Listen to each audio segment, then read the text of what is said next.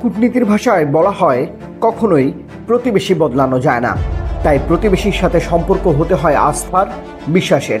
কিন্তু বাংলাদেশের ক্ষেত্রে যেন বিধিবাম। বাংলাদেশের প্রতিবেশী যে মিয়ানমার নামক রাষ্ট্র, যারা দশকের পর দশক ধরে বাংলাদেশে কেবল অশান্তি, মিথ্যাচার, অসহযোগিতা আর বিড়ম্বনা বাড়িয়ে গেছে। বিনিময়ে বাংলাদেশ ধৈর্য ধরে আন্তর্জাতিক আইনের প্রতি সম্মান রেখে কূটনৈতিকভাবে সংকট সমাধানের চেষ্টা করে যাচ্ছে। কিন্তু বাংলাদেশের এই প্রচেষ্টার বিপরীতে মিয়ানমার কি দিয়েছে? কেবল আশ্বাস, আশ্বাস আর আশ্বাস। অন্যদিকে খুলে দিয়েছে নতুন সংকটের দুয়ার। বাংলাদেশের সীমান্তের উপরে আরাকান আর্মি যখন সীমান্ত বাণিজ্যে ভাগ বসাতে তৎপর হয়ে উঠেছে, তখন দেশের অভ্যন্তরে রোহিঙ্গাদের মধ্যে সশস্ত্র প্রশিক্ষণ নিচ্ছে কেউ কেউ। আরাকান রোহিঙ্গা স্যালভেশন আর্মি, সংক্ষেপে যা আরসা নামে পরিচিত, তারাও ছড়িয়ে পড়েছে বাংলাদেশের আনাচে কানাচে। বড় কোনো সংঘাতের প্রস্তুতি নিচ্ছে না তো তারা? এত সব শঙ্কার মধ্যেও যেন স্বস্তি দেশের অন্তর্বর্তী সরকারের প্রধান উপদেষ্টা ডক্টর মোহাম্মদ ইউনূস। বাংলাদেশের আন্তর্জাতিকভাবে গ্রহণযোগ্য এই ব্যক্তি কি পারবেন অবিশ্বাসী মিয়ানমারকে যথাযথ চাপে রেখে রোহিঙ্গাদের নিজের দেশে ফেরত পাঠাতে? থাইল্যান্ডে ডক্টর ইউনূসের সঙ্গে মিয়ানমারের জান্তা প্রধান জেনারেল মিন অং হ্লাইংয়ের কি কথা হলো? রোহিঙ্গাদের ফেরাতে আরাকান আর্মি সহ সামনের চ্যালেঞ্জগুলো কি কি? বাংলাদেশ আউটলুকের এই পর্বে জানব সেই সবের পুরোটা। সাথেই থাকুন দর্শক। বাংলাদেশের প্রধান ভূ রাজনৈতিক সমস্যা অবশ্যই রোহিঙ্গা ইস্যু। বিষয়টি ইতোমধ্যে বেশ পুরনো হয়েছে। সময় যত যাচ্ছে এই সংকট দক্ষিণ পূর্ব এশিয়ার ভূ রাজনৈতিক সমীকরণে আরও তীব্র হচ্ছে, কারণ রোহিঙ্গারা অবিভক্ত মিয়ানমারের বাসিন্দা। এখন মিয়ানমার যুদ্ধবিধ্বস্ত একটি দেশ এবং যে কোনো মুহূর্তে রাখাইন রাজ্য স্বাধীনতা ঘোষণা করলে সেই স্বাধীন আরাকানে রোহিঙ্গাদের ফেরত পাঠানো হয়ে উঠবে আরও জটিল, আরও সময় সাপেক্ষ এবং আরও অনেক শর্ত মিশ্রিত। এত সবের পরও রোহিঙ্গা ইস্যুর সমাধানে অধ্যাপক ইউনূসের কূটনৈতিক উদ্যোগ এরই মধ্যে দৃশ্যমান। তার একান্ত উদ্যোগেই বিশ্বমঞ্চে রোহিঙ্গা সমস্যা আবারও আলোর মুখ দেখছে। গত 15 মার্চ জাতিসংঘ মহাসচিব অ্যান্তোনিও গুতেরেসকে সঙ্গে নিয়ে কক্সবাজারের রুখিয়ায় শরণার্থী শিবিরে যান ডক্টর ইউনূস। প্রায় 1 লাখ রোহিঙ্গা শরণার্থীর সঙ্গে ইফতার করেন তারা। তখন চট্টগ্রামের আঞ্চলিক ভাষায় রোহিঙ্গাদের উদ্দেশ্যে দেয়া ভাষণে ডক্টর ইউনূস জানান, আগামী ঈদ তারা নিজের দেশে গিয়ে উদযাপন করবেন। নির্দিষ্ট সময় উল্লেখ করে ডক্টর ইউনূসের এই বক্তব্য শুধু কথার কথা নয়, বরং একটি পরিষ্কার বার্তাও। আর তা হচ্ছে রোহিঙ্গাদের অবশ্যই নিজের দেশে ফেরত যেতেই হবে।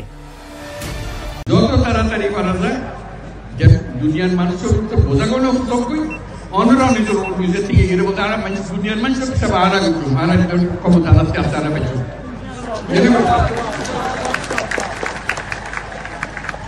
এই খবরকান বেগুন তো যারা জানি আর শুধু সুযোগকান তো যারা নিজের বাড়ি ফিরে যেতে পারে ইয়ে বুঝছে না কথা বলতাম। এখন দুনিয়ার মানুষের ইয়ে বোঝান করে তাই এই দায়িত্ব নিজে লইয়ে। এই ঘটনার মাত্র কয়েকদিন পর 27 মার্চ চীনের প্রেসিডেন্ট শি জিনপিং এর সঙ্গে বৈঠকে গুরুত্বের সঙ্গে রোহিঙ্গা সংকট সমাধানের বিষয়টি তুলে ধরেন অধ্যাপক ইউনূস। মিয়ানমার যদি কারো কথা গুরুত্ব দিয়ে শোনে সেটা হচ্ছে চীন। তাই চীন চাইলে রোহিঙ্গা সমস্যার সমাধান দ্রুত সময়ে সম্ভব, কারণ মিয়ানমারের জান্তা সরকারের অন্যতম আন্তর্জাতিক সমর্থক এই চীন। বেইজিং নেইপিদোকে অস্ত্র দিয়ে, অর্থ দিয়ে সবসময় সমর্থন জানিয়ে আসছে। বাংলাদেশের বিগত সরকারও চীনের মধ্যস্থতায় মিয়ানমারের সঙ্গে রোহিঙ্গা সংকট নিয়ে আলোচনা করেছিল, কিন্তু কয়েক দফা আশ্বাস দিয়েও একজন রোহিঙ্গাকেও ফেরত নেয়নি মিয়ানমার। যাই হোক, রোহিঙ্গা ইস্যুর সুষ্ঠু সমাধানে চীনকে বাংলাদেশে লাগবেই। এই মুহূর্তে চীনের সঙ্গে বাংলাদেশের সম্পর্ক বেশ গভীর। শি জিনপিংও রোহিঙ্গা ইস্যুতে সহযোগিতার কথা জানিয়েছেন। কিন্তু এখানেই শেষ নয়। জাতিসংঘ বা আন্তর্জাতিক পরাশক্তি চীন বাদেও দ্বিপক্ষীয়ভাবেও রোহিঙ্গা ইস্যুতে সোচ্চার ডক্টর ইউনূস। সম্প্রতি থাইল্যান্ডের ব্যাংককে বিমস্টেক সম্মেলনের ফাঁকে প্রধান উপদেষ্টার সঙ্গে সৌজন্য বৈঠকের অনুরোধ জানায় মিয়ানমারের জান্তা প্রধান মিন অং হ্লাইং। কিন্তু বাংলাদেশ পরিষ্কার জানিয়ে দেয়, রোহিঙ্গাদের ফেরত নিতে স্পষ্ট বার্তা না দিলে বৈঠক করবেন না অধ্যাপক ইউনূস। এতেই নড়েচড়ে বসে মিয়ানমারের জান্তা সরকার এবং অবশেষে কক্সবাজারে আশ্রয় নেয়া তালিকাভুক্ত 8 লাখ রোহিঙ্গার মধ্যে 1,80,000 রোহিঙ্গা মিয়ানমারে ফেরত যাওয়ার যোগ্য বলে জানায় মিয়ানমারের জান্তা সরকার। বাংলাদেশের প্রধান উপদেষ্টার উচ্চ প্রতিনিধি ডক্টর খলিলুর রহমানকে একথা জানিয়েছেন মিয়ানমারের জান্তা সরকারের উপপ্রধানমন্ত্রী ইউ থান সিউ। 4 এপ্রিল শুক্রবার বৈঠকে তারা এটি জানান। 2017 সালের 25 আগস্টের পর থেকে রোহিঙ্গারা বাংলাদেশে আসতে শুরু করেছে। বাংলাদেশ 2018 থেকে 2020 সালে মোট 6 ধাপে মিয়ানমারকে 8 লাখ রোহিঙ্গার তালিকা দেয়। সেই তালিকা থেকে মাত্র 1,80,000 রোহিঙ্গা নিয়ে মিয়ানমারের এই যে নতুন দৃষ্টিভঙ্গি, এটাকে দীর্ঘদিন ধরে ঝুলে থাকা রোহিঙ্গা সংকট সমাধানের পথে বড় অগ্রগতি বলছে বাংলাদেশের অন্তর্বর্তীকালীন সরকার। এছাড়া চূড়ান্ত যাচাই বাছাইয়ের পর্যায়ে 70,000 রোহিঙ্গার নাম ও ছবি আরও খতিয়ে দেখা হচ্ছে। এর বাইরে আরও 5.5 লাখ রোহিঙ্গার যাচাই বাছাইয়ের কাজ জান্তা সরকার জরুরি ভিত্তিতে শুরু করবে বলে জানিয়েছে। বহুদিন আলোচনার বাইরে থাকা একটি বিষয় নিয়ে এই যে অগ্রগতি, তা অবশ্যই আশার আলো দেখায়। কিন্তু রোহিঙ্গা প্রত্যাবাসনের চ্যালেঞ্জটা কোথায়? চলুন তা জানার চেষ্টা করি।